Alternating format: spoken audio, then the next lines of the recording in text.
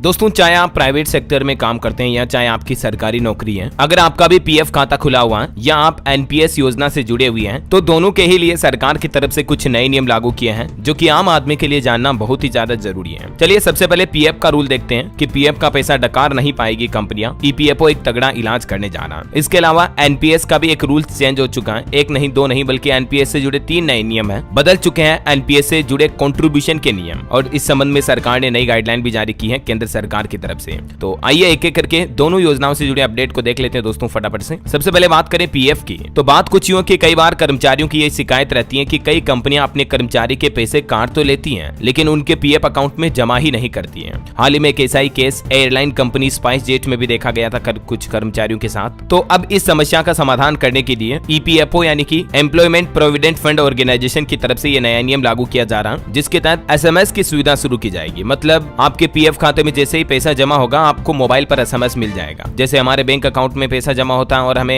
SMS alert मिलता है ना, वैसे ही ईपीएफओ भी अब एसएमएस भेजने की योजना प्लान बना रहा है। बाकी वैसे आप ईपीएफओ के पोर्टल या उमंग ऐप के जरिए तो अपना स्टेटमेंट चेक कर ही सकते हैं, लेकिन मोबाइल पर ऑलरेडी एसएमएस की सुविधा ईपीएफओ की तरफ से जल्दी शुरू की जाएगी। तो पीएफ से जुड़ा पहला नियम तो ये हो गया ताकि आपको पता चल जाएगा कि आपके इस महीने की तनख्वाह का पीएफ जमा हुआ या नहीं हुआ, है ना। और दूसरा नियम देखिए दोस्तों एनपीएस से जुड़ा है। केंद्र सरकार ने एनपीएस में कंट्रीब्यूशन के लिए ये नई गाइडलाइन जारी की है। खास करके केंद्रीय कर्मचारियों के लिए बड़ा अपडेट है। सस्पेंशन में भी अब कंट्रीब्यूशन जारी रख पाएंगे। पहला इसमें तो सुविधा ये शुरू कर दी है, मतलब अगर कोई सरकारी कर्मचारी सस्पेंड हो गया ना तो भी चाहे तो एनपीएस में कंट्रीब्यूशन कंटिन्यू रख सकते हैं, ठीक है। दूसरा ये कि प्रोविजन के दौरान भी कंट्रीब्यूशन करना अनिवार्य होगा। जो प्रोविजन पीरियड होता है सरकारी कर्मचारियों के लिए नौकरी ज्वाइन करने के 1-2 साल के दौरान शुरुआती दिनों में, तो उस समय भी एनपीएस में कंट्रीब्यूशन करना कंपलसरी हो गया।